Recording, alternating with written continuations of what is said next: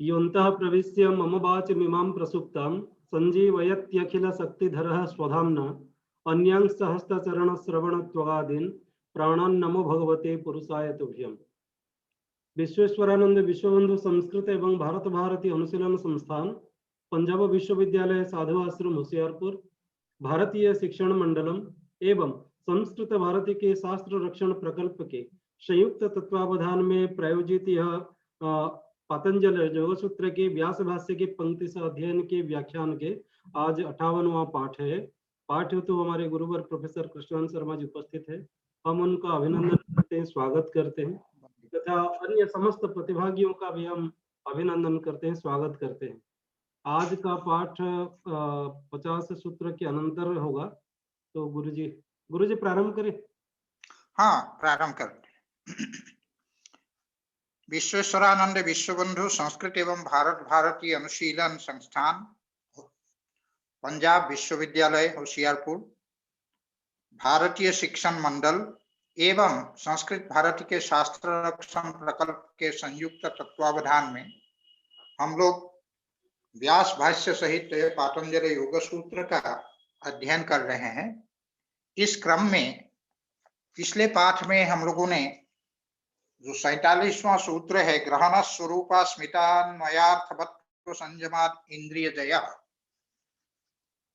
यहां से हम लोगों ने प्रारंभ किया था, जिसमें ये बतलाया गया कि जिस प्रकार पंच महाभूतों के 5 रूप बतलाए गए हैं और उसी प्रकार से जो इंद्रिय हैं, इंद्रियों के भी जो हैं कुल 5 रूप उसमें वो होते हैं।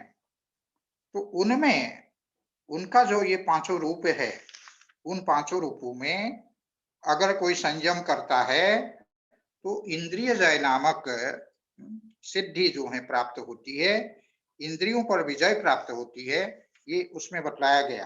तो वो 5 स्वरूप क्या है उसको बतलाते हुए ये कहा कि एक तो ग्रहणात्मक स्वरूप है, क्योंकि इंद्रियां जो है ग्राह्य विषयों का ग्रहण करती हैं, इस कारण से उसका एक ग्रहणात्मक स्वरूप है।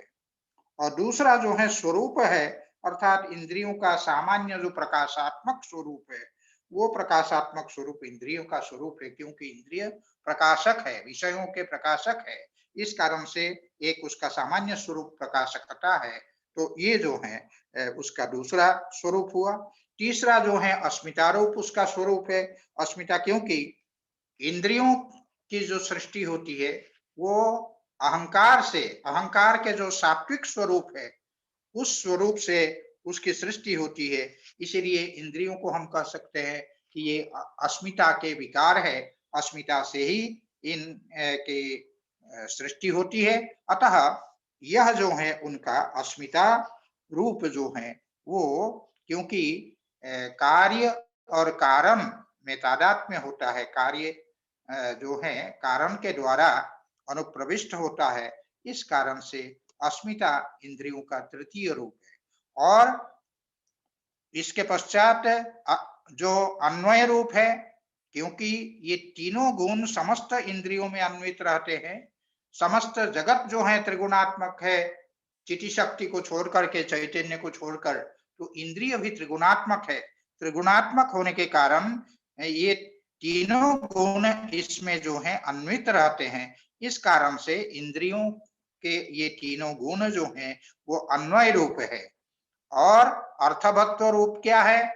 इंद्रिय रूप में अभिव्यक्त तीनों गुणों में अभिव्यक्त जो पुरुष की भोगापवर्ग साधनता, क्योंकि गुणों की जो प्रवृत्ति होती है वो पुरुष के भोग और अपवर्ग के लिए, तो गुणों के ही विकार है इंद्रिय, तो इंद्रियों को भी, इंद्रियों की भी जो प्रवृत्ति है वो पुरुष के भोग और अपवर्ग के लिए है। इसीलिए जो पुरुष के भोगापवर्गार्थता, ये जो ये भोग और अपवर्ग रूप जो प्रयोजनवत्ता है, तो ये प्रयोजनवत्ता ही, अर्थवत्ता ही इन इंद्रियों का ये 5वां रूप है। इस प्रकार से इन 5 जो रूप है इंद्रियों के, उसमें अगर कोई योगी अगर संयम करते हैं इन 5 रूपों में, तो इंद्रियों पर वो विजय प्राप्त कर लेते हैं, योगी इंद्रियजयी हो जाते हैं। इस प्रकार इस सूत्र को बतलाने के पश्चात हम लोगों ने पढ़ा था, ततो मनोजवित्वम विकर्ण भाव प्रधान जयश्च। ततः माने ततः का अर्थ, क्योंकि हमने इसके पूर्व भी सदा बताया है कि सर्वनाम जो है पूर्व परामर्शक होता है। ततः जो यह है, यह अव्यय है, और यह अव्यय जो है तत्शब्द से बनता है।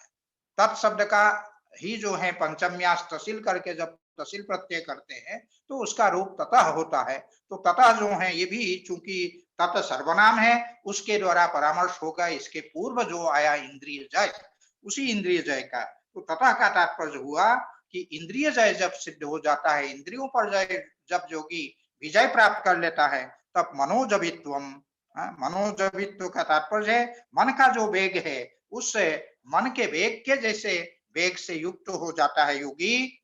और विकर्ण भाव, विकर्ण भाव का तात्पर्य है शरीर निरपेक्ष इंद्रियों की स्थिति, शरीर निरपेक्ष इंद्रियों की पहुंच ये होने लगती है, तो ये विकर्ण भाव। और इसके होने पर क्या होता है, प्रधान अजयश्च, प्रधान माने प्रकृति पर विजय प्राप्त कर लेते हैं। प्रकृति जो सबका मूल है, उस प्रकृति पर विजय प्राप्त कर लेते हैं योगी। इस प्रकार से ये जो सिद्धि है, इसके संदर्भ में हम लोगों ने पढ़ा। तो इसके अंतर्गत ये 3 सिद्धियां हुई। एक हुआ मनोजवित्व, दूसरा हुआ विकर्ण भाव, तीसरा हुआ प्रधान जय।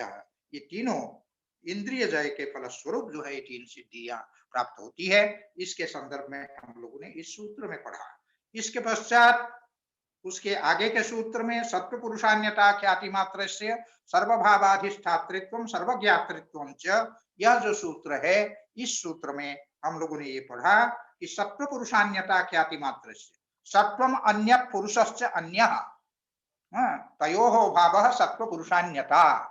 सत्व जो है भिन्न है और पुरुष जो है भिन्न है। सत्व अर्थात बुद्धि सत्व, क्यों सत्व के प्राधान्य के कारण, सत्व गुण के प्राधान्य के कारण बुद्धि को जो है बुद्धि सत्व नाम से भी कहते हैं, केवल सत्व नाम से भी कहते हैं।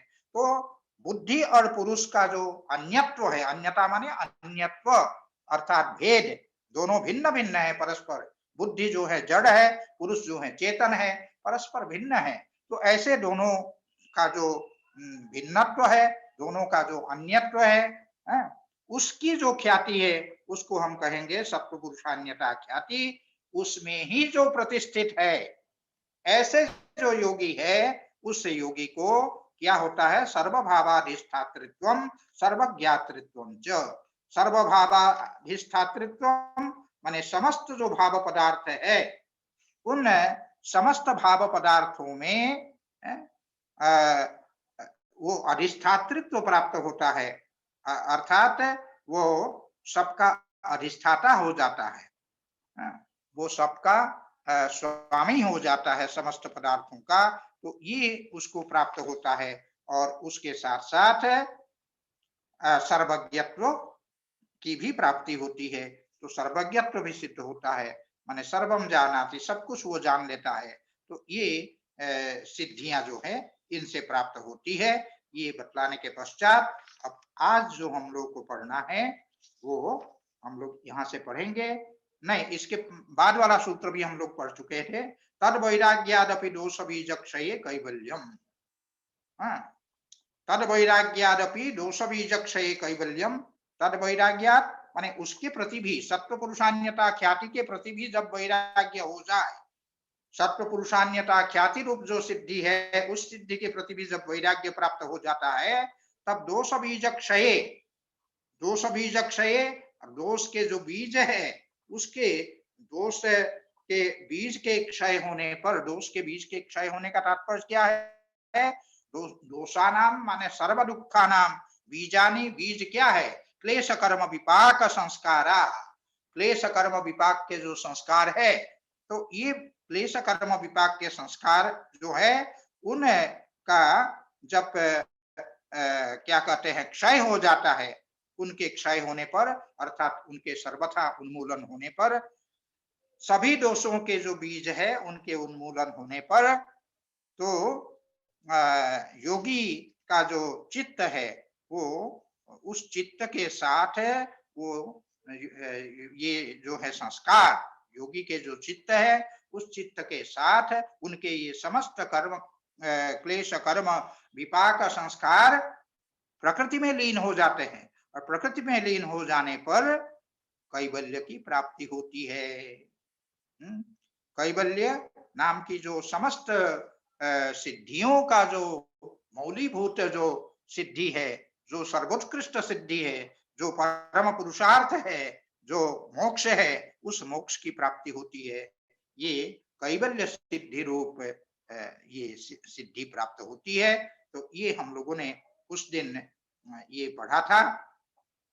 और ऐसी जब सिद्धि प्राप्त होती है तब अंत में भाष्यकार ने ये कहा था कि तदा स्वरूप प्रतिष्ठा चिति शक्ति एव पुरुष हेति। तब जो है जो स्वरूप में, अपने स्वरूप में जो प्रतिष्ठित होने वाली, अपना स्वरूप क्या है? चैतन्यम पुरुषस्य स्वरूपम, चेतन होना, यही जो है उस चिति शक्ति या पुरुष या आत्मा का स्वरूप है। आत्मा अपने स्वरूप में प्रतिष्ठित होता है। यद्यपि आत्मा व्युत्थान काल में, योग के अतिरिक्त काल में, समाधि के अतिरिक्त काल में भी अपने स्वरूप में ही अवस्थित रहता है, लेकिन बुद्धि के सान्निध्य के कारण वैसा प्रतीत नहीं होता है। जैसे जपा कुसुम जो है अत्यंत स्वच्छ होता है, लेकिन स्फटिक जो है अत्यंत स्वच्छ होता है, लेकिन अत्यंत स्वच्छ जो स्फटिक है, उसके सान्निध्य में अगर एक कोई जपा कुसुम रख दे, उसके बगल में अगर कोई एक जपा कुसुम रख दे, तो जपा कुसुम लाल रंग का है तो वह स्फटिक भी उस समय रक्त प्रतीत होता है। यद्यपि जिस क्षण हमें वह स्फटिक जो है रक्त प्रतीत हो रहा है, उस क्षण भी वह जो स्फटिक है वो स्वच्छ ही है, उसकी स्वच्छता में कोई अंतर नहीं है। एक सामान्य उदाहरण से हम लोग ये समझ सकते हैं, कई बार घरों में हम लोग जो है ट्यूबलाइट है, उसके ऊपर एक लाल पन्नी या हरा पन्नी हम लगा देते हैं, उस समय हमको प्रकाश जो है लाल या हरा दिखने लगता है। लेकिन आप थोड़ा विचार करिए तो उस समय भी, उस अवस्था में भी उस ट्यूबलाइट का जो प्रकाश है वो स्वच्छ ही है, धवल ही है, उस समय भी वो लाल नहीं है, लेकिन उस पन्नी के कारण जो है उस समय लाल या हरा दिखाई पड़ता है। तो ठीक उसी प्रकार से जो व्युत्थान काल है, इस व्युत्थान काल में भी जो पुरुष है, आत्म तत्व है, वो सर्वथा शुद्ध, सर्वथा जो है वो शुद्ध जो है वो पुरुष रहता है, चैतन्य रूप ही वह रहता है, अपने स्वरूप में ही वो प्रतिष्ठित रहता है। लेकिन उस बुद्धि के सान्निध्य के कारण बुद्धि के सुख दुख आदि का वो अभिमंता हो जाता है, अभिमान करने वाला हो जाता है। इस कारण से वैसा होते हुए भी वैसा प्रतीत नहीं होता है। यही जो है इन दोनों में अंतर है। इसीलिए कहा तदा स्वरूप प्रतिष्ठा सिद्धि शक्ति रेव पुरुष इति। उस स्वरूप में प्रतिष्ठित जो चैतन्य शक्ति है वही पुरुष है, वही आत्मा है। इस प्रकार ये 50वां जो सूत्र है, यहां तक हम लोगों ने उस दिन पढ़ा था। अब इसके पश्चात अगला जो सूत्र है वो है स्थान्युपनिमंत्रणे संगस्मयाकरणम पुनरनिष्ट प्रसंगा। ध्यान देने की बात यह है, योग के अनेक अंतरायों के संदर्भ में हम लोग प्रथम पाद में पढ़ करके आए हैं, व्याधिष्ठान आदि।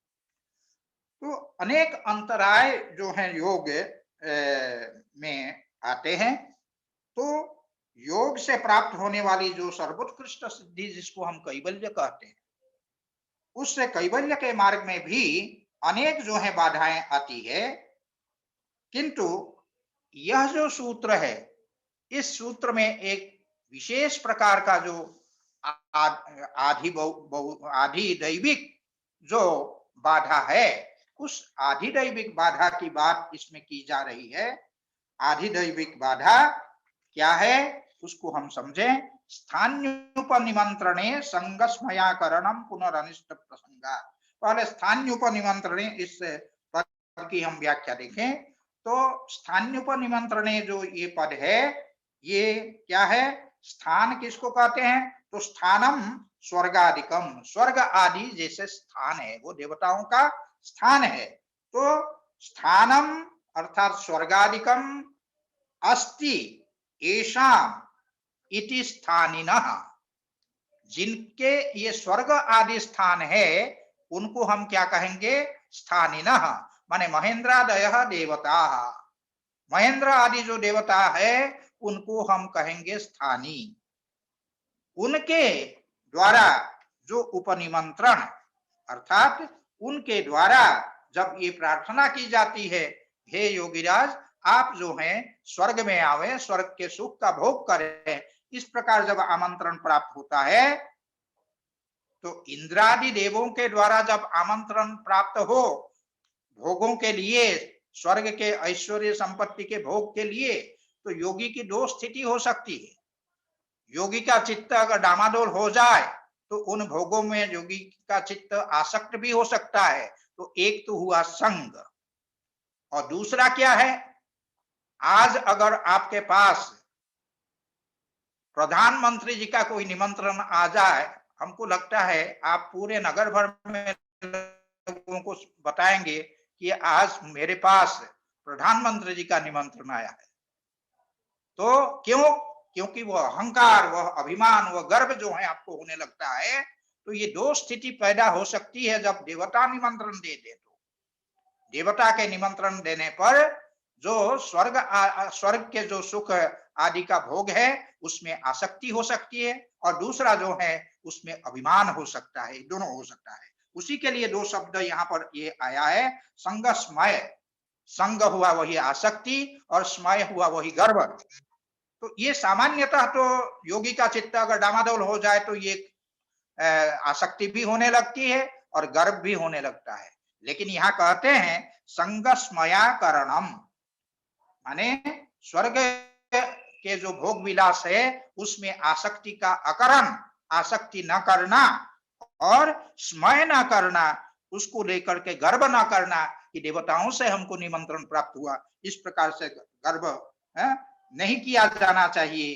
क्योंकि क्यों नहीं करना चाहिए? उसमें ना आसक्ति करनी चाहिए, ना जो है उसमें गर्व करना चाहिए। क्यों नहीं करनी चाहिए? तो उसको आगे कहते हैं पुनरनिष्ट प्रसंगात्। अगर आप उसमें आसक्त हुए, स्वर्ग के भोग विलास को देख करके और देवताओं के जैसे निमंत्रण प्राप्त करके आप अगर गर्व करने लगे, आसक्त होने लगे, तो क्या होगा? पुनः अनिष्ट प्रसंगात्, पुनः अनिष्ट होगा। अनिष्ट क्या है? अनिष्ट है संसार चक्र।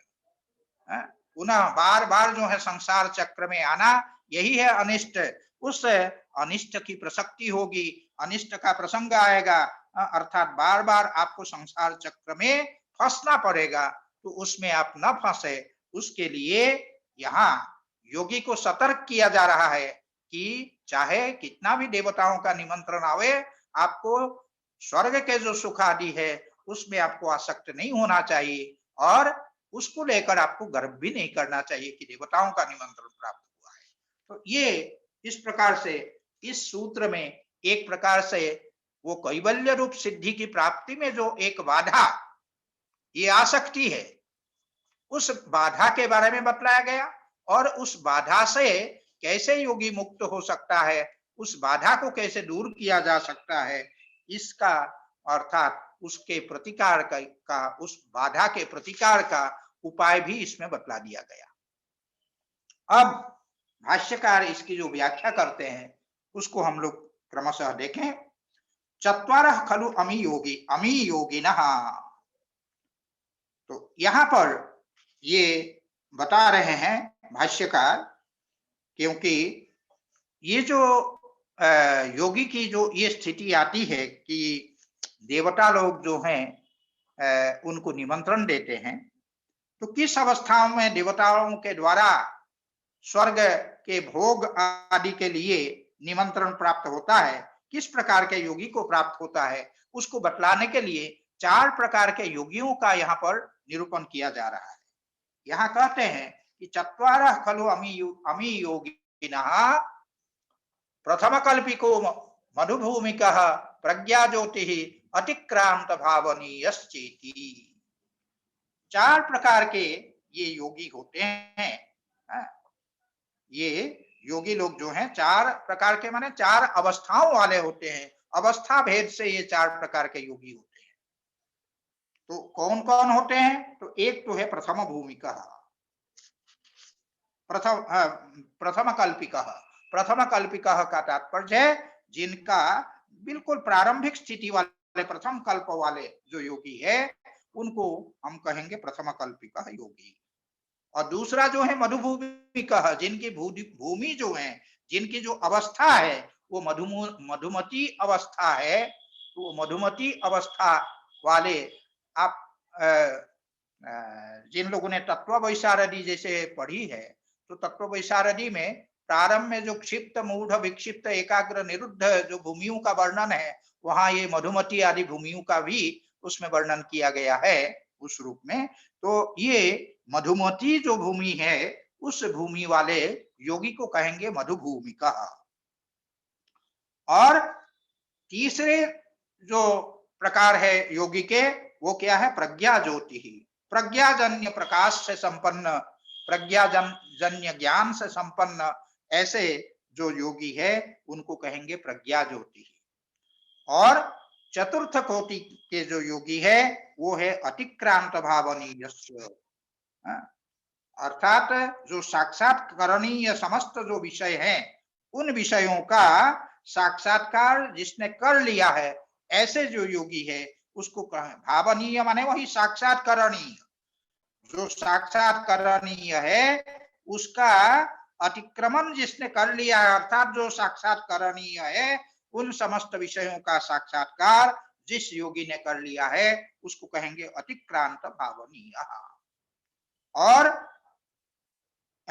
ये इनको दिखलाते हुए इन चारों प्रकार के जो योगी है उन योगियों का अब धीरे धीरे एक एक का लक्षण जो है यहाँ पर प्रस्तुत कर रहे हैं भाष्यकार। तत्र अभ्यासी प्रवृत्त मात्र ज्योति प्रथमः, प्रथमः माने प्रथम जो प्रथम कल्पिकः जो योगी है वो प्रथम कल्पिक जो योगी है वो कैसा है, वो कह रहे हैं अभ्यासी प्रवृत्त मात्र ज्योति ही, जो योगाभ्यास में प्रवृत्त हुआ है, योगाभ्यास में अभी प्रवृत्त हुआ है लेकिन अभी उनका प्रकाश ज्ञान है, योग का जो ज्ञान है, योग का जो प्रकाश है वो अभी संपन्न नहीं हुआ है। इसीलिए जो तत्ववैशारदीकार है वो कहते हैं प्रवृत्त मात्रम न पुनर्वशीकृतम ज्योतिर्ज्ञानम, अर्थात योगाभ्यास में प्रवृत्त मात्र हुआ है लेकिन जो ज्योति है, प्रकाश है, ज्ञान है उसको उन्होंने वश में नहीं किया है। ऐसे जो योगी है उसको कहेंगे प्रथम कल्पिक योगी।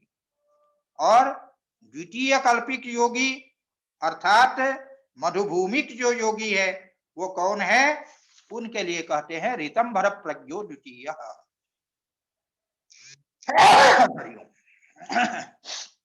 ऋतंभर प्रज्ञो द्वितीय, ऋतंभरा प्रज्ञा है जिसके उसको कहेंगे ऋतंभर प्रज्ञा।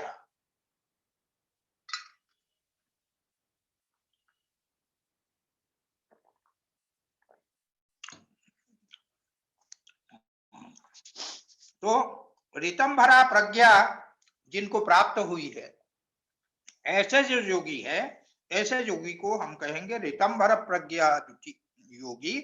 ऋतंभर प्रज्ञा को प्राप्त योगी है वो द्वितीय है, द्वितीय अवस्था वाले है अर्थात मधुभूमिक वो है। और तीसरे जो है भूतेन्द्रिय जयी तृतीय, भूतजयी और इंद्रिय जयी। हम लोगों ने इसके पहले पढ़ लिया है कि 5 प्रकार के भूतों का जो स्वरूप है उनमें जो संयम करने वाले हैं वो भूतजय करने वाले योगी है, इंद्रियों के स्वरूपों पर जो संयम करने वाले योगी है वो इंद्रिय जयी होते हैं। तो ऐसे जो भूतेन्द्रिय जयी योगी है, भूतजय एवं इंद्रिय जय नामक विभूतियों से जो युक्त है, सिद्ध है, इस प्रकार के जो योगी है वो तीसरे प्रकार के योगी अर्थात उनको हम कहेंगे प्रज्ञा ज्योति। तो ये प्रज्ञा ज्योति नामक तृतीय प्रकार के योगी हुए। और आगे कहते हैं सर्वेषु भावितेषु भावनीयेषु कृत रक्षा बंध कृत कर्तव्य साधनादिमान चतुर्थः। हाँ, ये कह रहे हैं सर्वेषु भावेषु भावनीयेषु कृत रक्षा बंध, सर्वेषु भावितेषु, समस्त जो भावितेषु माने वही साक्षात्करणीयेषु, भावित भावित माने साक्षात्कृतेषु विषयेषु, समस्त जो साक्षात्कृत विषय है, जिन विषयों का साक्षात्कार कर लिया है, ऐसे सर्वेषु भावितेषु विषयेषु और भावनीयेषु, जो भविष्य में जो साक्षात्करणीय है, उन विषयों के संदर्भ में कृत रक्षा बंध, जिसने रक्षा का प्रबंध, उन भूमियों की रक्षा कैसे हो, उन भूमियों से च्युति किस प्रकार से न हो, इस प्रकार का पूरा प्रबंध जिस योगी ने कर लिया हो, वो तृतीय प्रकार के योगी। तो ये इस प्रकार से ये बताया। और इसके पश्चात जो चतुर्थ कोटि के जो योगी है, उनके लिए वो बता रहे हैं कि हाँ, चतुर्थो यस्तु अतिक्रांत भावनीयस्तस्य चित्त प्रतिसर्ग एकोर्थः। यस्तु अतिक्रांत भावनीय, यस्तु माने यस्तु योगी, हाँ एक पद की व्याख्या छूट गई है, कृत कर्तव्य साधनादिमान, कृत कर्तव्य माने जो करणीय जो कर्तव्य है, जो किया हुआ जो कार्य है और जो करणीय जो कार्य है, उनके साधनों के अनुष्ठानों को करने वाला, उनके साधनों का अनुष्ठान करने वाला जो योगी है, वो तृतीय कोटि के योगी वो हुए। और चतुर्थ जो योगी है, उनके लिए कहा जस्तु अतिक्रांत भावनीय। जस्तु अतिक्रांत भावनीय का तात्पर्य क्या है? जो भावनीय है, साक्षात करणीय है, जिसको वो कर चुका है, इसीलिए वो कृतकृत्य हो चुका है, ऐसा जो कृतकृत्य योगी है उसको कहेंगे अतिक्रांत भावनीय। और तस्य माने उस योगी का क्या शेष रह जाता है? तो कहते चित्त प्रतिसर्ग एकोर्थः, अर्थात चित्त को अपने प्रकृति में विलीन करना ही एकमात्र प्रयोजन उसका शेष रह जाता है उस योगी का। ऐसा जो योगी है वो चतुर्थ कोटि के योगी है। और ऐसे जो योगी होते हैं उनके लिए ये कहा कि सप्तविधा अस्य प्रांत भूमि प्रज्ञा, तस्य सप्तधा प्रांत भूमि प्रज्ञा, इसके पहले हम लोग पढ़ चुके हैं। तो इस योगी के विषय में यही कहते हैं कि सप्तविधा अस्य प्रांत भूमि प्रज्ञा, अर्थात इस चतुर्थ भूमि की जो योगी है उसकी उत्कृष्टतम कोटि की बुद्धि केवल 7 रूपों वाली रहती है, जिनके संदर्भ में हम लोग पढ़ चुके हैं। तो ऐसे जो योगी है वो चतुर्थ कोटि के योगी है। अब इन चारों प्रकार के योगियों के विषय में बतलाने के पश्चात तत्र मधुमतिम भूमिम साक्षात पूर्वतो ब्राह्मणस्य स्थानिनो देवाः सत्व शुद्धि अनुपश्यन्तः स्थानैर उपनिमंत्रयन्ते। अब जैसा कि मैंने कहा था कि किस कोटि के, किस भूमि के जो योगी है उनको देवताओं से स्वर्ग के भोग आदि के लिए निमंत्रण प्राप्त होता है, उसको बतलाते हुए भाष्यकार यहाँ पर ये कहते हैं तत्र माने तेषु चतुर्विधेषु योगीषु, ये 4 प्रकार के जो योगी, 4 अवस्थाओं वाले जो योगी बतलाए गए हैं, उन योगियों में से मधुमतीम भूमिम साक्षात पूर्वतः, जो मधुमती भूमि है अर्थात जो द्वितीय जो भूमि है, उस मधुमती भूमि का साक्षात्कार जिसने की जो कर रहे हैं, ऐसे मधुमतीम भूमिम साक्षात पूर्वतः, जो मधुमती भूमि है उस भूमि का साक्षात्कार जो कर रहे हैं, ऐसे जो योगी है उसका सत्व शुद्धिम, उसकी बुद्धि की जो शुद्धता है, सत्व माने वही बुद्धि, उसकी जो शुद्धता है, निर्मलता है, उसको देख करके, उस निर्मलता को अनुपश्यंत माने देखते हुए, उसको दृष्टि में रखते हुए स्थानिनः, इसके पहले हम स्थानिनः की व्याख्या कर चुके हैं कि स्वर्गादि स्थानम एषाम अस्ति इति स्थानिनः, जो स्वर्ग आदि स्थान जिनके हैं, ऐसे जो देवता है उन देवताओं को कहा जाता है स्थानी। तो ऐसे जो स्थानी न माने देवा, ऐसे देवताओं के द्वारा क्या होता है, स्थान ही रूप निमंत्रयन्ते। स्थान ही का तात्पर्य है स्थान इत्यादि का जो भोग है, स्वर्ग आदि स्थान में जो भोग है, ऐश्वर्य है, संपत्ति है, उन सबके द्वारा उन सबको दिखलाते हुए निमंत्रित करते हैं। वो निमंत्रयन्ते अर्थात उन योगियों का आह्वान करते हैं, योगियों को स्वर्ग में आकर सुख भोग करने का निमंत्रण देते हैं। तो ये द्वितीय कोटि के जो योगी है, मधुमती भूमि वाले, उनको ये करते हैं। अब किस प्रकार से करते हैं, देखिए, किसी को बड़ा आदर पूर्वक अगर बुलाते हैं तो उनका जो अंतःकरण है वो पिघल जाता है और बड़ा जल्दी वो उनके साथ फिर चल पड़ता। तो यहाँ पर भी अत्यंत आदर के साथ यहाँ संबोधन कर रहे, भो इह आस्यताम इह रम्यताम कमनीयोऽयं भोगः कमनीया इयं कन्या रसायनमिदं जरा मृत्यु बाधते वैहायसमिदं यानम अमी कल्पद्रुमाः पुण्या मंदाकिनी सिद्धा महर्षयः उत्तमा अनुकूला अप्सरसो दिव्ये श्रोतचक्षुषी वज्रोपमः कायः। ये सब प्रलोभन है, ये सब के सब प्रलोभन है। जब व्यक्ति किसी को प्रलोभन देते हैं तो जो प्रलोभन में प्रलोभित हो जाते हैं उनको फिर संसार चक्र में फंसना पड़ता है। तो यहाँ ये प्रलोभन का जो स्वरूप है, उस प्रलोभन के स्वरूप को यहाँ पर ये बता रहे हैं कि किस प्रकार से उनको प्रलोभन देते हैं। तो संबोधित करते हुए कहते, भो यह माने इस स्थान में अर्थात स्वर्ग में, आस्यता माने आसीन हो जाए, आप निवास करें इस स्वर्ग में, यह रम्यता और इस स्वर्ग में आप रमन करिए। कमनीयोऽयं भोगः, यह जो भोग है ये भोग बड़ा ही कमनीय है अर्थात प्रियणीय है, बहुत ही अच्छा यह भोग है। और कमनीया इयं कन्या, यह जो कन्या है ये अत्यंत सुंदरी है।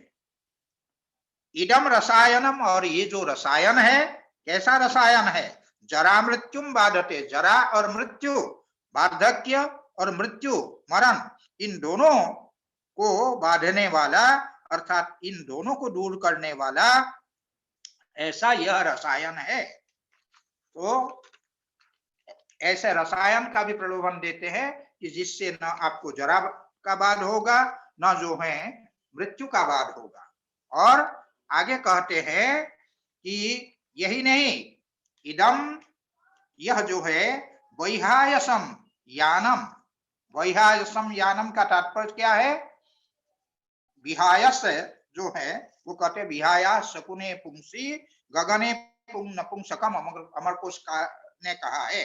तो यहाँ विहाय का तात्पर्य है आकाश, जो आकाश है वो आकाश में जो होता है उसको कहेंगे वैहायसम, विहायस इदम इति वैहायसम, जो आकाश में होने वाला, जिसको दूसरे शब्द में कहें आकाशीय, आकाश में उड़ने वाला जो यान है, जो वाहन है, वो ये आकाश में उड़ने वाला यह वाहन है, उस वाहन को दिखाते हैं। आप जब चाहे तब कहीं भी आप जा सकते हैं, आ सकते हैं, आपके गमनागमन की कोई चिंता नहीं है। ये आकाश में उड़ने वाला ये यान है, वाहन है। और अमी कल्पद्रुमाः, किसी भी प्रकार का कोई अभाव आपको नहीं रहेगा, क्योंकि स्वर्ग में यह क्या है, ये कल्प वृक्ष है। कल्प वृक्ष ऐसा वृक्ष है जिसके समक्ष जाकर के आप जो भी दुर्लभ से दुर्लभ वस्तु की आप मांग करें वह आपको प्राप्त हो सकता है। तो ऐसा जो है ये कल्प वृक्ष है। और पुण्या मंदाकिनी, पवित्र स्वर्गंगा जो नदी है वो आपके स्नान और आचमन आदि के लिए यहाँ पवित्र स्वर्गंगा नदी है। तो ये पुण्या मंदाकिनी। फिर सिद्धा महर्षय, सिद्ध महर्षि लोग यहाँ है, आपको ज्ञान की आवश्यकता है, तो यहाँ आपको ज्ञान प्रदान करने के लिए सिद्ध महर्षि लोग यहाँ विद्यमान है। इसीलिए कहा सिद्धाः महर्षयः, सिद्ध जो है महर्षिगण यहाँ पर विद्यमान है। उत्तमा अनुकूला अप्सरसः, उत्तमा माने जो सर्वश्रेष्ठ और सबसे अधिक सुंदर, ऐसे अनुकूला अर्थात आपके मनोनुकूल ये अप्सराएं यहाँ विद्यमान है। आपके मनोरंजन के लिए ये अप्सराएं यहाँ पर विद्यमान है। साथ ही दिव्य श्रोत्र चक्षुषी, स्वर्ग के इन पदार्थों को देखने के लिए दिव्य दृष्टि की जरूरत होती है। यहाँ की चीजें सुनने के लिए आपको दिव्य श्रोत्र की जरूरत होती है, तो आपको ये दिव्य श्रोत्र और दिव्य चक्षु भी दिए जाते हैं, ये भी आपके पास यहाँ होंगे। साथ ही साथ यहाँ जब आप रहेंगे, आपका शरीर कैसा होगा?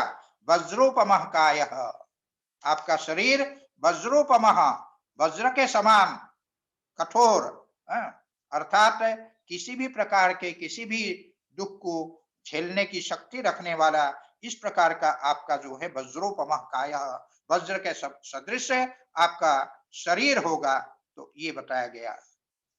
और ये सब जो आपको हम दे रहे हैं, कोई हम आप पर कृपा नहीं कर रहे हैं, ये सब स्वगुणैः सर्वम इदम उपार्जितम आयुष्मता, ये सब कुछ स्वगुणैः, अपने जो आपके गुण हैं, अपने योग साधना अनुष्ठान रूप आपका जो गुण है, उन गुणों के कारण आपने आयुष्मता माने चिरंजीवी, आपने क्या किया है? ये सबके सब आपने अर्जित किया है, स्वयं उपार्जित किया है, स्वयं आपने कमाया है, कोई आप पर हम कृपा नहीं कर रहे हैं।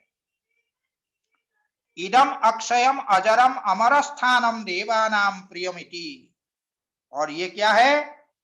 ये सर्वमिदम उपार्जितम आयुष्मता, प्रतिपद्यताम इदम अक्षयम अजरम अमर स्थानम देवानाम प्रियमिति। इदम अक्षयम अजरम अमरम स्थान, यह ऐसा स्थान है जो कि अक्षय है, और अक्षय है अर्थात अक्षय होने के कारण जरा और मरण से ये रहित है। ऐसा जो देवताओं का यह स्थान है, वो स्थान देवताओं का अत्यंत प्रिय भी है। इसीलिए देवानाम प्रियम, देवताओं को जो अत्यंत प्रिय है, ऐसा जो यह स्थान है, इस स्थान को आप ग्रहण कीजिए। प्रतिपद्यता अर्थात आपके द्वारा प्राप्त किया जाए, आप इसको प्राप्त करें, आप इसको स्वीकार करें।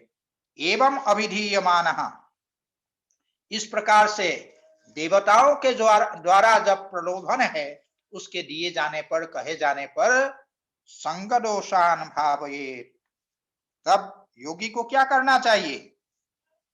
तब योगी को संग दोषान भावयेत्, इन भोगों में फंसने पर उत्पन्न होने वाले जो दोष है, जो अनर्थ है, इन भोगों में अगर योगी फंस गया तो क्या क्या अनर्थ होगा, क्या क्या दोष होगा, अगर उसकी भावना कोई योगी करते हैं तो फिर इसमें नहीं फंसेंगे। जैसे योगी के बारे में ये हम लोगों ने ये पढ़ा था, परिणामताप संस्कार दुख गुणवृत्ति विरोधात् स दुःखमेव सर्वं विवेकिना, जो आपको हमको सुख प्रतीत होता है, योगी के लिए वो सब दुखमय ही है, क्योंकि उसमें परिणाम दुखता, ताप दुखता, संस्कार दुखता आदि के कारण योगी के लिए सब जो है दुखमय है। जैसे हमने वहां पढ़ा था, ऐसी जब बुद्धि योगी की रहती है, तब फिर योगी उस दलदल में नहीं फंसते हैं। ठीक उसी प्रकार से जब जो संग दोष है, आसक्ति से होने वाले जितने दोष है, आसक्ति से होने वाले जितने अनर्थ है, उनके बारे में जब योगी को ज्ञान रहता है, तब ज्ञान रहने पर योगी फिर उसमें, उन भोगों में, विलासिताओं में कभी आसक्त नहीं होते हैं। तो इसीलिए भाष्यकार यहाँ पर जो संग दोष है, उन संग दोषों से, संग दोषों के बारे में योगी को कैसे सोचना चाहिए, उसको यहाँ पर बतला रहे हैं कि एवं अभिधीयमानः संग दोषान भावयेत्, जो संग दोष है, उन संग दोषों, आसक्ति से होने वाले जो दोष है, उनकी भावना करनी चाहिए। उनको सोचना चाहिए।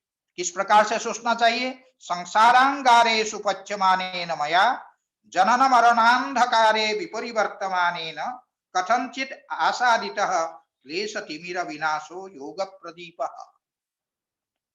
यहाँ पर ये कह रहे हैं घोरेषु संसारांगारेषु पच्यमानेन मया। घोरेषु जो अत्यंत भीषण है, घोर है, इस प्रकार का जो संसार रूपी अंगार है, संसार रूपी अंगारों में पच्यमानेन माने दह्यमानेन, जो जलाए जाते हुए जो मैं हूं, ये माया का विशेषण है।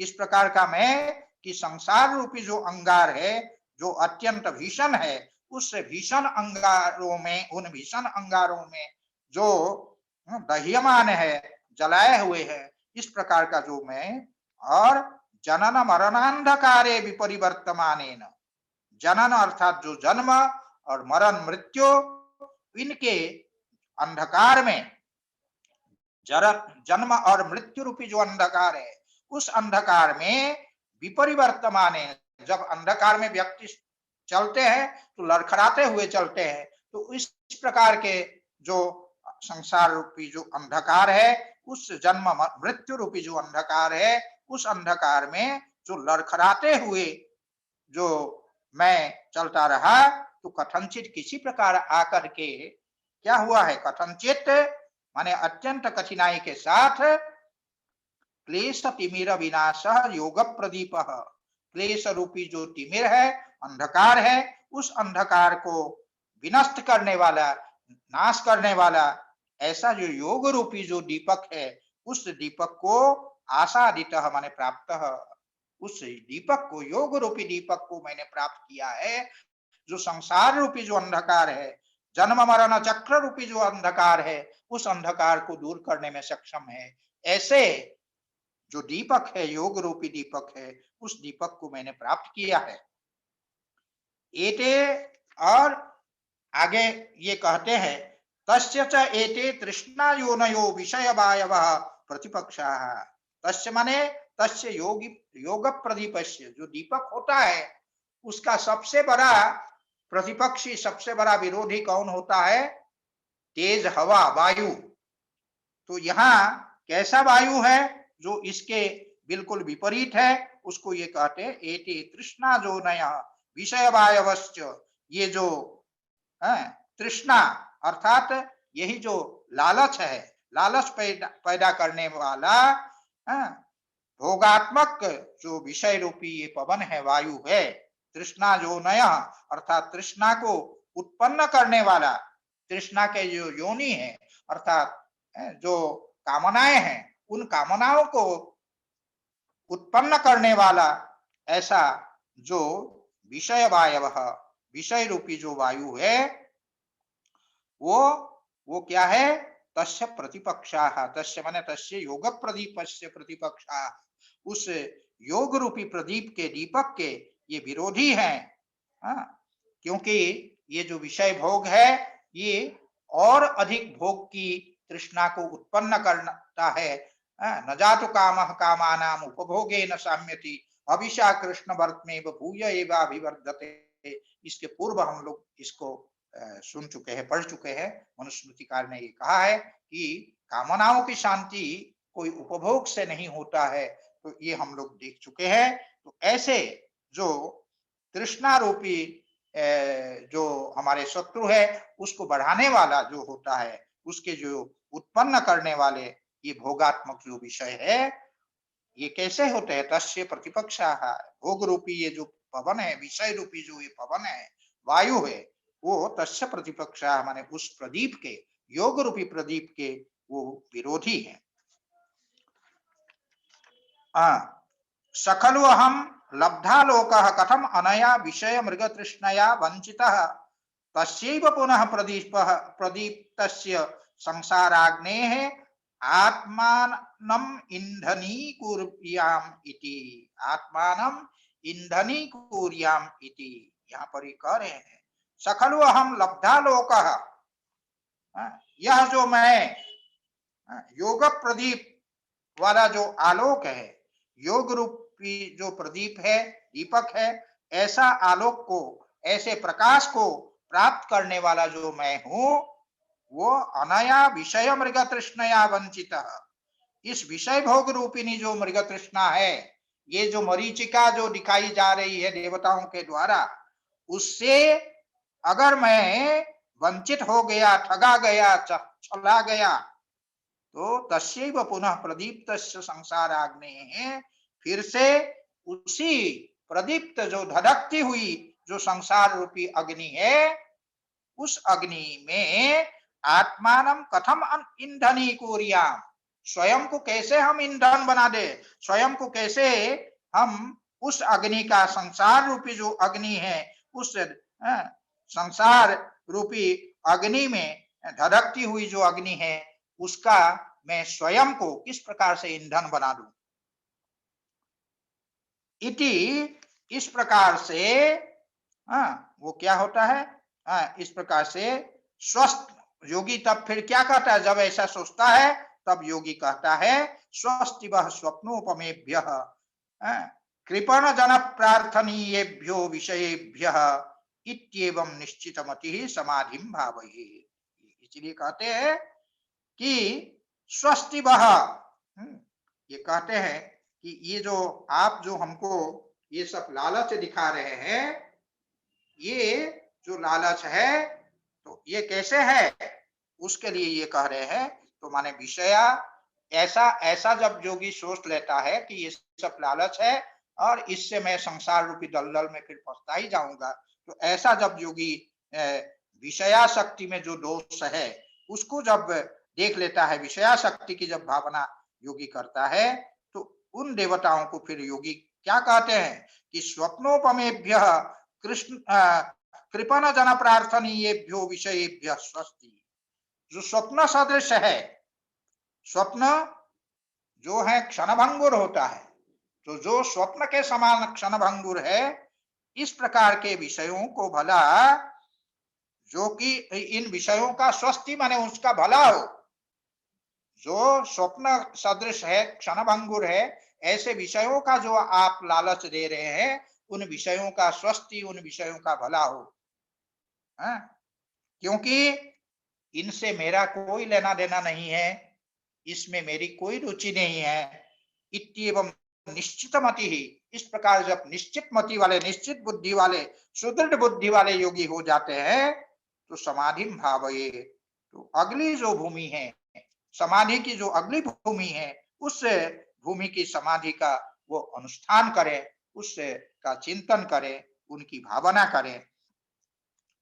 इस प्रकार जो संग दोष है उसको बतलाने के पश्चात अब जो स्मय अर्थात जो गर्भ है, उस गर्भ का जो दोष है, उस गर्भ को भी नहीं करना चाहिए, अर्थात देवता के द्वारा प्रार्थित होने पर जो एक गर्भ की अनुभूति होने लगती है, वो भी योगी को नहीं करना चाहिए। इसको बतलाते हुए आगे जो है वो भाष्यकार कहते हैं, स्मयाद अयम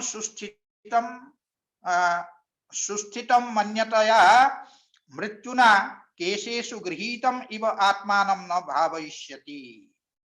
स्मयाद अयम, स्मयाद माने ये जो स्मय है, ये जो गर्भ है, उस गर्भ के संदर्भ में ये कहते हैं कि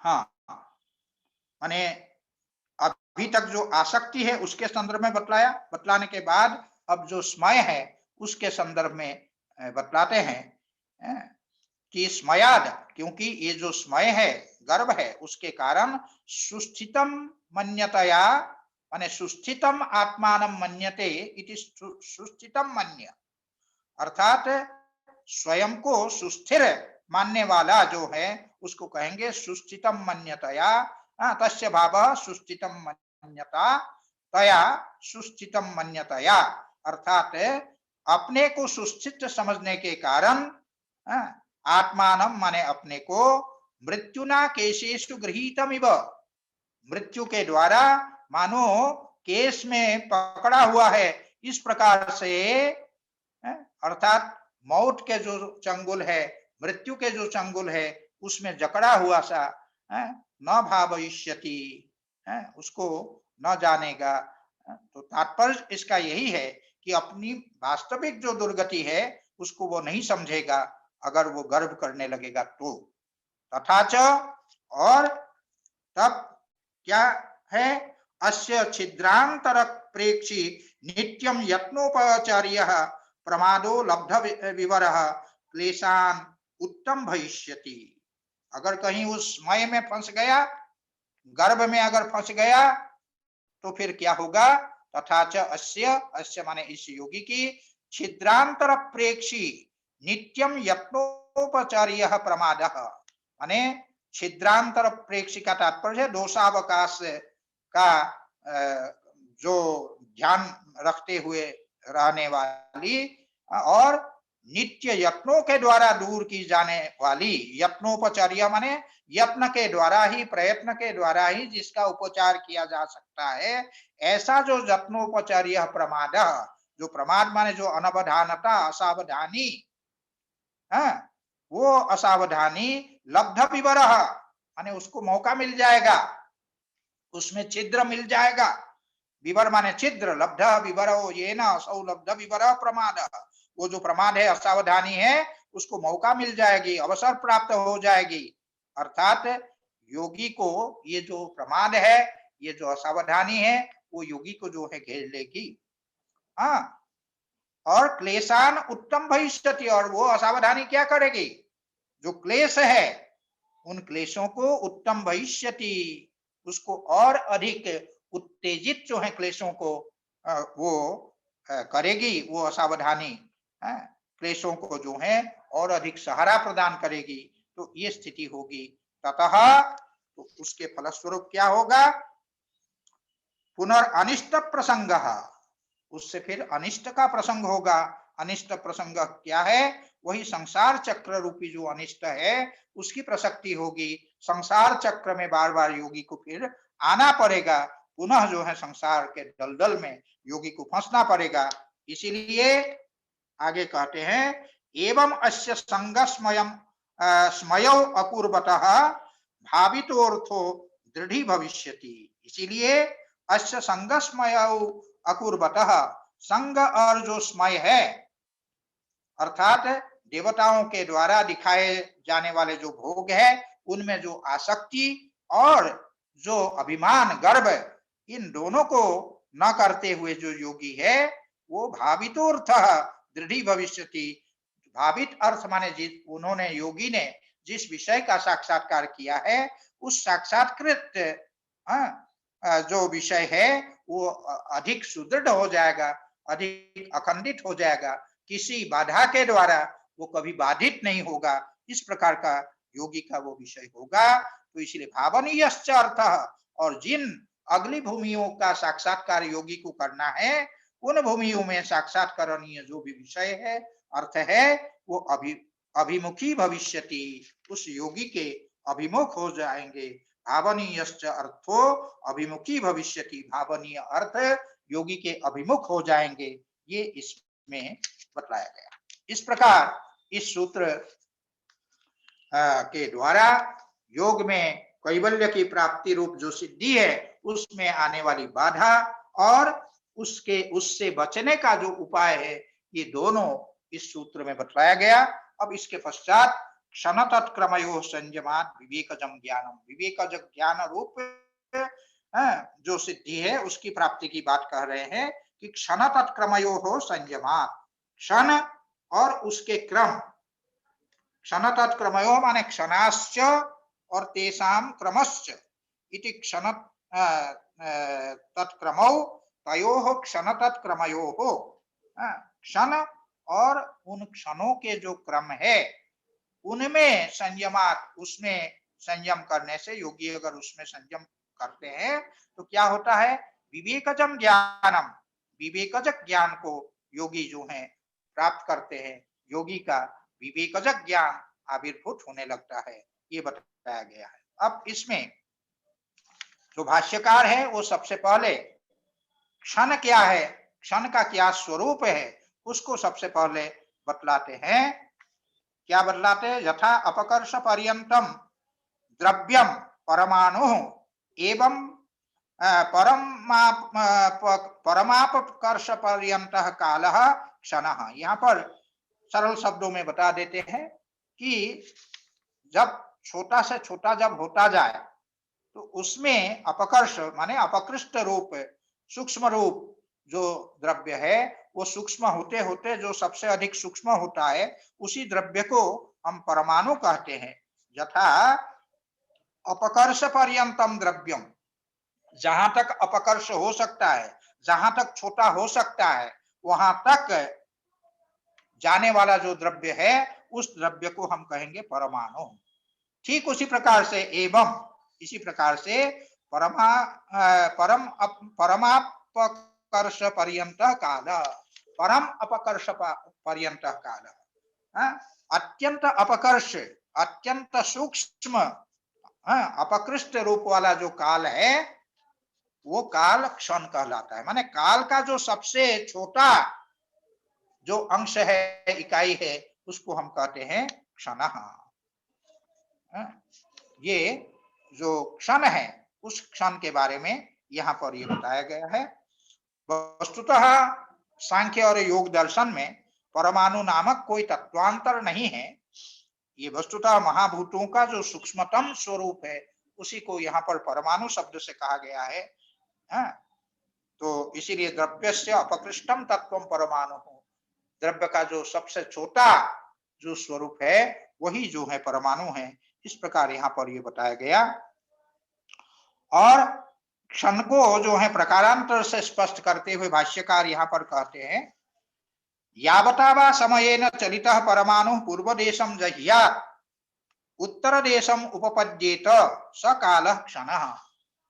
वह काल क्षण, स कालः क्षणः, वह काल जो है क्षण कहलाता है। यावता वा समयेन चलितः, जितने समय में चल करके परमाणु हो, एक जो परमाणु है वो पूर्व देशम जह्यात्, जो पहले का जो स्थान है, पहले का जो देश है उसको छोड़ता है, और उत्तर देशम उपसंपद्येत, जो उत्तर देश है बाद का जो स्थान है उसको प्राप्त कर लेता है। सकाल क्षण, वह काल क्षण है। अर्थात जितने काल में एक परमाणु अपने स्थान से चल करके, पूर्व स्थान से चल करके उत्तर स्थान को प्राप्त करता है, उतना ही जो काल है उसी काल को क्षण शब्द से कहा जाता है। ये दूसरे तरीके से इसको क्षण को समझाया। अब तत्प्रवाह विच्छेदस्तु क्रमः, उसके प्रवाह का अविच्छेद होना, उसके क्षणों के जो प्रवाह है उस प्रवाह का न टूटना, उसकी जो निरंतरता है वही जो है क्षणों का क्या है, क्रम है। तो आगे कहते क्षण तत्क्रमयोः नास्ति वस्तु समाहारः इति बुद्धि समाहारो मुहूर्ता होरात्रादयः। ये क्षण और उसका जो ये क्रम है, इन दोनों के लिए कहते हैं, इन दोनों का नास्ति वस्तु समाहार, वस्तु रूप में कोई उनका समुदाय बन नहीं सकता है।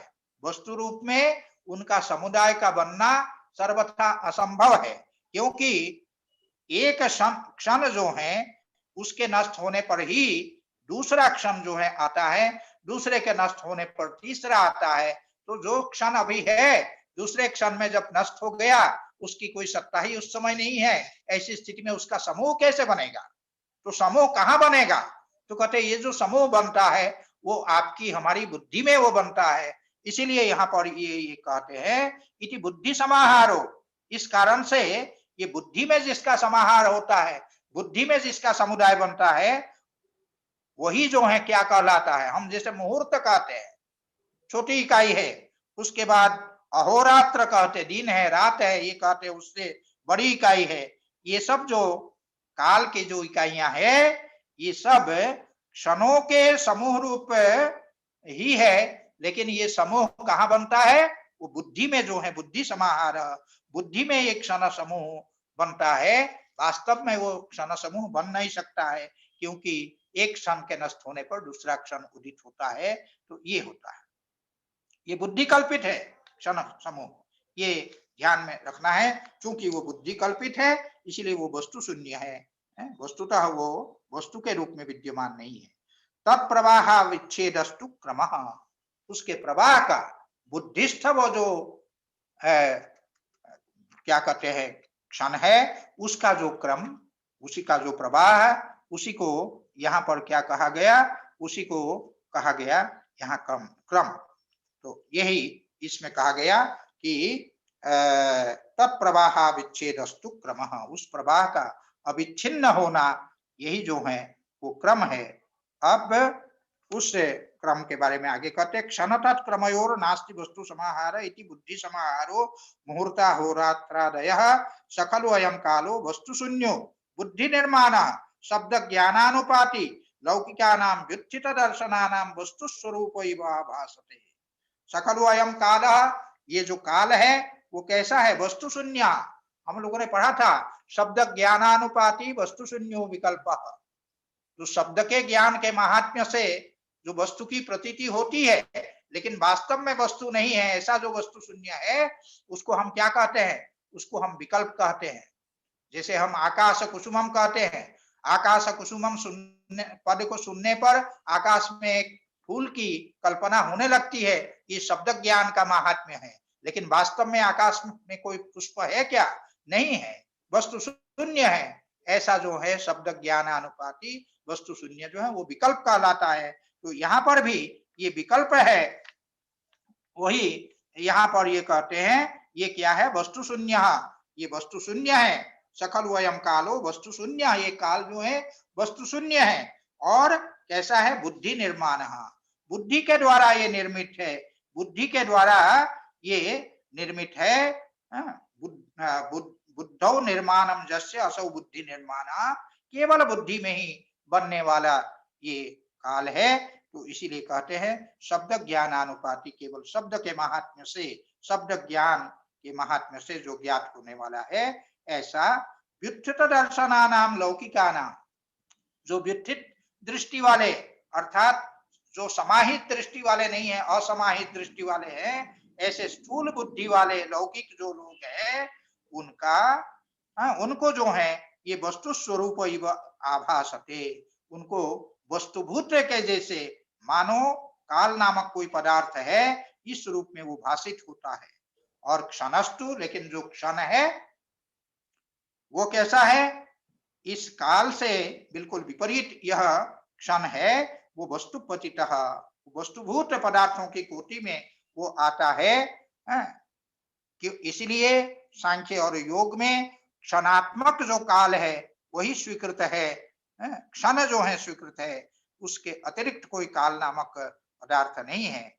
और ये उसके लिए आगे कहते हैं कि क्षणस्तु वस्तुपतितः क्रमावलंबी और क्रमश्च क्षणानंतर आत्मा, और ये जो क्षण है उसके लिए ये कहते हैं क्षणस्तु, और इस काल से विपरीत यह जो क्षण है वो वस्तुपतितः माने वस्तुभूत पदार्थों की कोटि में आने वाला है। और क्रमावलंबी, क्रमस्य अवलंबः इति क्रमावलंबः सह अस्य अस्ति इति क्रमावलंबी, अर्थात क्षण क्रम का अवलंब ये होता है।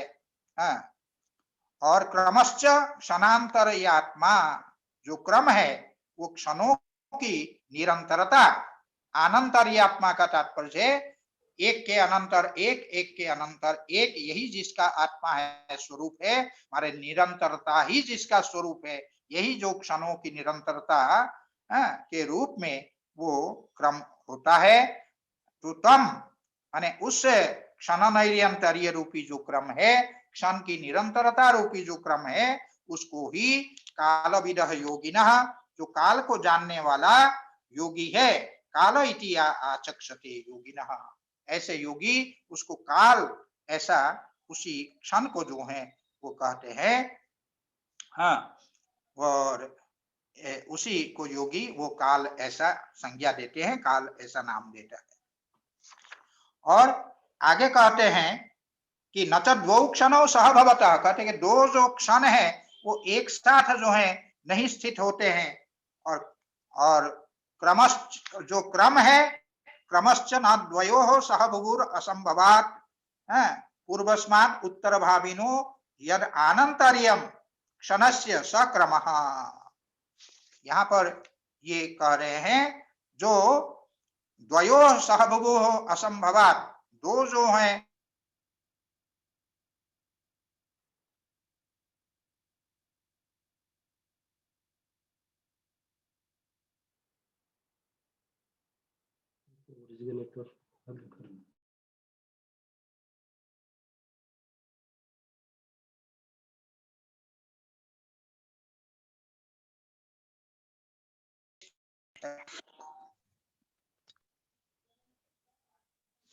हाँ तो यहाँ पर ये कहते हैं कि द्वयो सहभुगो असंभवात, दोनों के साथ स्थित रहने वाले जो क्षण है उसकी असंभवता के कारण, चूंकि वो संभव नहीं है, इस कारण से पूर्वस्मात् उत्तर भाविनो जद अनंतरियम क्षणस्य सक्रमः, जो पहले वाले जो क्षण के बाद वाले जो क्षण की जो अनंतर्य है, निरंतरता है, वही निरंतरता क्रम है।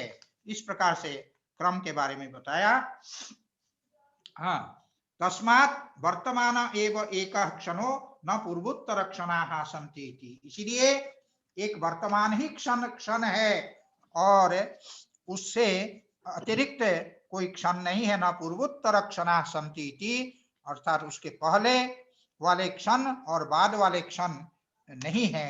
इसको इसमें ये बताया, माने एक वर्तमान जो क्षण है वही क्षण है, न उसके पूर्व कोई क्षण न उसके बाद में कोई क्षण की सत्ता है। इस प्रकार से ये बताया। तस्मान् नास्ति तत्समाहार, इस कारण से जब पूर्व में कोई क्षण नहीं, बाद में कोई क्षण नहीं है, इसलिए उनका कोई समाहार, उनका जो समुदाय का बनना वो संभव नहीं है। इसी को ये बताते हुए ये कहा कि नास्ति तत्समाहार, उसका समाहार। ये तो भूत भाविनः क्षणाः ते परिणामान्विता व्याख्येयाः, ये तो भूत भाविनः क्षणाः, जो भूत और भावी अर्थात भविष्य में होने वाला जो क्षण है उनको क्या समझना चाहिए, उसको वो कहते हैं कि ये तो भूत भाविनः, जो भूत और भावी अर्थात भविष्य काल में होने वाले, बाद में होने वाले जो क्षण है वो एक क्षण परिणामान्विताः व्याख्येयाः, वे क्रमशः अतीत लक्षण परिणाम और अनागत लक्षण परिणाम में सामान्य रूप से उनके अनुगत होते हैं। इस प्रकार से उसकी व्याख्या करनी चाहिए। तेन, इस कारण से एकेन क्षणेन कृष्णो लोकः परिणामम अनुभवति, इसीलिए एक ही क्षण के द्वारा अर्थात वर्तमान क्षण के द्वारा ही समस्त जो लोक है वो समस्त लोक परिणामम अनुभवति, परिणाम का अनुभव करते हैं, परिणाम को प्राप्त करते हैं।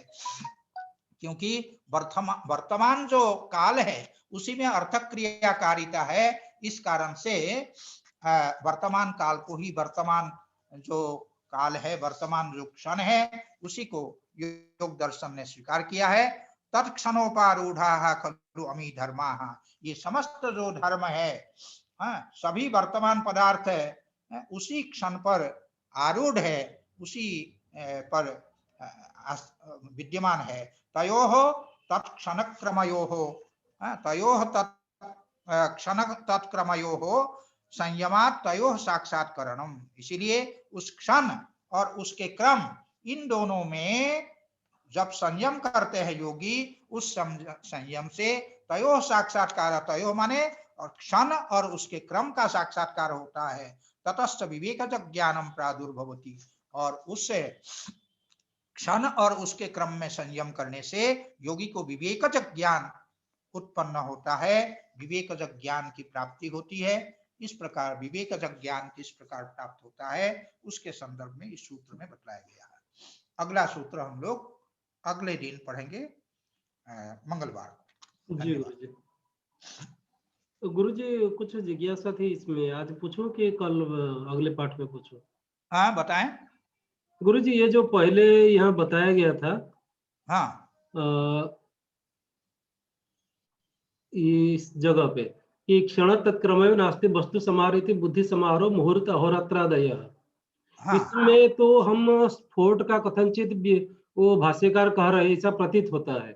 क्या क्या? स्फोट का जो विषय बुद्धि निर्ग्राही शब्द जो है उसको स्वीकार करते हैं, ऐसा प्रतीत होता है। नहीं नहीं, और इससे स्फोट की कहाँ बात आती है? जैसे कहते हैं कि देखिए बुद्धि, देखिए, जी क्षण का केवल शब्द ही क्या बुद्धि के द्वारा ग्राह्य है? अतिरिक्त और कोई चीज बुद्धि के द्वारा ग्राह्य नहीं है। रूप भी नहीं ग्राह्य जी है कि नहीं? जी गुरु जी, आप स्पर्श की अनुभूति भी केवल बुद्धि में कर सकते हैं। जी कोमल स्पर्श का आपको स्मरण होता है तो कहाँ होता है? बुद्धि में ही होता है ना। जी गुरु तो जी, शब्दातिरिक्त का भी जो बोध है वो बुद्धि में होता है। जी इसलिए गुरु इससे स्फोट को स्वीकार कर रहे हैं ऐसा हमें नहीं सोचना चाहिए, जहां तक जी, मैं समझ पा रहा हूं। जी क्योंकि तो जी समाहार जो बनता है, देखिए बाहर जब कोई समाहार समुदाय नहीं बन रहा है और उसके बिना फिर क्रम की कोई बात ही नहीं हो सकती है। जब क्रम की बात नहीं हो सकती है तो वो समाहार, वो समुदाय कहां पर है? तो कहते वो बुद्धिस्ट है, बुद्धि में जो है वो है, उसको तो स्वीकार करते हैं बुद्धि में। जी तो नहीं गुरु उससे जी, कोई स्फोट की स्वीकृति हो रही है ऐसी कोई बात नहीं है। नहीं गुरु जी, जैसे कहते हैं ना कि हाँ क्षण बताइए। का जो क्रम है वो ध्वंस होता है, एक क्षण के ध्वंस होने पर हाँ। द्वितीय क्षण उत्पन्न होता है। तो उसी प्रकार जैसे हम्म। घकार अकारोत्तर टकारोत्तर विसर्ग का जैसे घटा बनता है, तो उत्पन्न विनाशशाली हाँ, होने से बुद्धि में समाहृत होते उसके हुए देखिए देखिए, सुनिए सुनिए, जी उसके तुल्य अवश्य है। इसका जी जो बोध है, जी गुरु जी, क्रम का जो बोध है, क्षण के क्रम का जो बोध है, वो जी उसके तुल्य अवश्य है, लेकिन वो नहीं है, स्फोट नहीं है। जी गुरु जी, ठीक है, उसके तुल्य आप कह सकते हैं, उसके सदृश है। जी जिस प्रकार से जब तक हम औकार का उच्चारण करते तब तक गकार जो है समाप्त हो गया। जी जब तक विसर्ग का उच्चारण करते हैं तब तक जो है गकार औकार दोनों समाप्त हो गया। तो जी गुरु उसका माने एक साथ उसका बोध कैसे होगा? बाहर तो होगा नहीं, वो बुद्धि स्थित है। जी उसको जो है वहां अंतिम जो ध्वनि है, जी गुरु जी, नादैराहित बीजायाम अंचेन ध्वनिना सह आवृत्त परिपाकायाम बुद्धौ शब्दो वधार्यते, जी वाक्य पद्यकार ने कहा है। जी गुरु तो जी, वो स्फोट की जो स्थिति है उसके तुल्य ये अवश्य है जी कि क्षण जो है जो नष्ट हो जाता है तो जी उसका क्रम नहीं बन सकता है, लेकिन वो कहाँ बनेगा? जो हमारी बुद्धि में वो स्थित है वो बनेगा। जैसे वर्षों पहले जो दिवंगत हो गए, जी आपकी बुद्धि में आज भी उपारूढ़ है कि नहीं? जी है, आज भी जो है आपके हमारे स्मरण में वो है। जी गुरु स्मरण करते ही उनकी पूरी छवि, उनकी सारी कृतियां, सब कुछ आपके सामने जो है स्पष्ट दिखने जैसे लगते हैं, ऐसा लगता है ना? जी तो इसीलिए बुद्धिस्ट है, बुद्धि में तो इतना स्थान है, आप उसके स्थान को संकुचित मत कीजिए, तो जी सारा दुनिया जो है उसमें समा सकता है। तो इसीलिए ये बुद्धिस्ट है क्रम, यही बात है। गुरु जी, जो आगे ये बताए वस्तु शून्य भी बुद्धि निर्माण शब्द ज्ञानानुपाति, ये जो विकल्प हाँ का यहाँ आ रहा है, तो हाँ विकल्प में जैसे होता है कि पुरुष से चैतन्यम अथवा ख पुष्पम इस हाँ प्रकार का होता है, लेकिन जब त्वच हाँ। प्रत्यक्ष करेंगे उसकी तो अनुभूति तो होती है, वो तो वस्तु तो है ही, चित्त में तो वस्तु का कल्पना होता है कि ये शीत है या उष्ण है, इस प्रकार का नहीं तो प्रतीति देखिए आती देखिए, है। वहां वहां भी वस्तु शून्य है, यहाँ भी वस्तु शून्य है। उनका क्या कहना है कि समाहार जब नहीं बन सकता है, समुदाय जब नहीं बन सकता है, तो क्रम कैसे बनेगा? तो वास्तव में बाहर कोई क्रम नहीं है, लेकिन वो क्रम बुद्धि में है। उसी प्रकार हम जी जैसे आकाश कुसुमम कहते हैं या जी चैतन्यम पुरुष से स्वरूपम कहते हैं, जी चैतन्य और पुरुष में कोई भेद नहीं है, लेकिन जी भेद की प्रतीति होती है कि नहीं? जी प्रतीति तो होती है, जी प्रतीति वहां भी होती है। आकाश कुसुम है नहीं, लेकिन आकाश कुसुम की प्रतीति होती है। उसी प्रकार वो क्रम है नहीं, लेकिन क्रम की प्रतीति होती है। तो कहाँ होती है? वही बुद्धि में होती है। उस बुद्धिस्ट जो बुद्धि निर्माण जो क्रम है, उस जी क्रम में जब योगी संयम करता है तब की बात बताई गई है। वस्तु ठीक है? स्वरूप का भास। जी गुरु जी, जी हाँ ठीक है। गुरु जी, अगला अच्छा पाठ जी। मंगलवार होगा फिर 11 बजे। मंगलवार को, जी हाँ, मंगलवार को यह समाप्त होगा। स्थाप्यम समाप्यम शनि भौमो बारयो, जी। तृतीय पाद जो है समाप्त हो जाएगा। अब 3 सूत्र अभी है, हैं? 3 सूत्र अभी है, वो भी थोड़ा सा हो बड़ा जाएगा है। उस दिन, जी जी गुरु जी, जी जी कोई बात नहीं, हो जाएगा। जी गुरु जी, गुरु जी प्रणाम गुरु जी। ठीक है, प्रणाम। प्रणामः प्रणामः प्रणामः। सादरं नमो नमः। अहम् अरविन्दः नमो नमः। प्रणमामि। हाँ, प्रणमामि। अपि कुशली भवान्? आमामां गुरुवर्याणां भवतां हाँ। शुभाशिषा, अहं कुशली अस्मि। अत्र कालः साधु एकः एव, आमाम् इति अयमेव भावः प्रकटीकृतः वर्तते कदाचित् न। हाँ, कालः एकः एव, केवलं एक एव, विकल्पात् वर्तमान एव। आमां विकल्परूपेणैव बुद्धौ कालः अवभासते कालरूपेण विधायते। न स्वीक्रियते, क्षणरूपेण स्वीक्रियते। आमामां बहु सुन्दरं, नमो नमः। तर्हि प्रणाम। पञ्चाङ्ग निर्मातारः सर्वेपि बुद्धिसमाहारं विधाय पञ्चाङ्गस्य निर्माणं कुर्वन्ति। हाँ, बुद्धिसमाहार एव तत्रापि वस्तुतः। आम्, वस्तुतः बुद्धिसमाहारः, किन्तु आम्, व्यवहारे तावत् तथा भवति। व्यवहारं तु वयं आम्। विकल्पवृत्त्यापि कुर्मः। आम्, आम्। परन्तु एतेन भवताम् उदाहरणेन बहु स्पष्टम् अभवत्। दिवङ्गतस्य सर्वमपि पुरतः रूपेण चलचित्रम् इव चलति, तद् निरन्तरता आम्। अस्ति इति कारणतः एव एवम् एवं। तदुदाहरणे बहु स्पष्टम् अभवत्, बहु स्पष्टम् अभवत्। अस्तु, साधु। प्रणाम गुरु जी। नमो प्रणामः नमः। प्रणामः। नमो नमः। नमो।